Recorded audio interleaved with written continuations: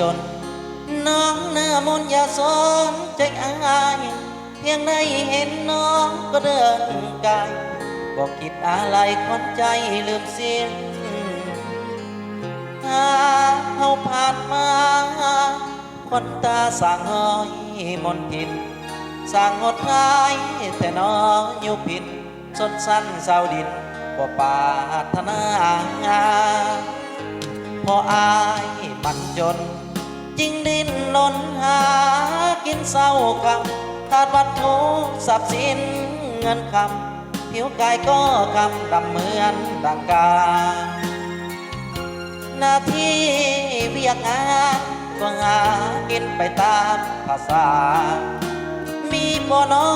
สาวใดเมตตาที่จะมาเห็นใจคนจนพ่อแม่การดาหน้าตาสักดาก็ใหญ่มีเหลือจะให้ขวัญใจละก็ลำบากจึงเลือกคนรวยเพื่อคนสวยนี้ความจนยังเหตุผลนี้สองเฮาจึงพาฝืนใจจากกันด้วยความปา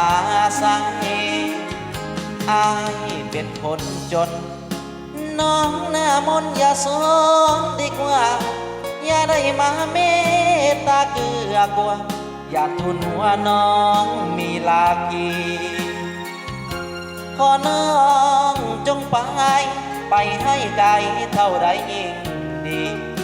บ่อยากพบอยากเห็นนางอาลีเพราะกรรมอายมีแต่สางาผ่านมา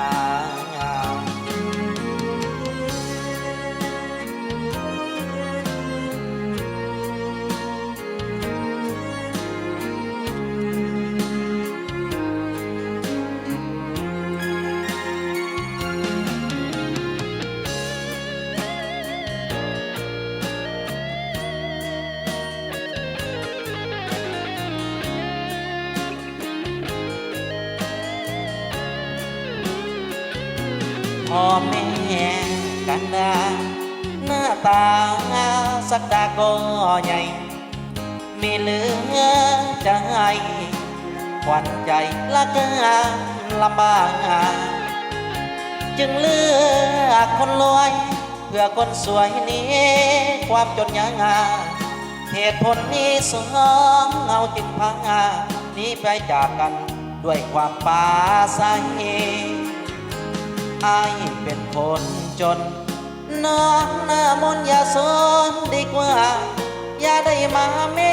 ตตาเกื้อกลัวอย่าทุนหัวน้องมีลาคีขอน้องจงไปให้ไกลเท่าใดยิ่งดีบ่อยากพบอยากเห็นนางอาลีเพราะกับอายมีแต่สาย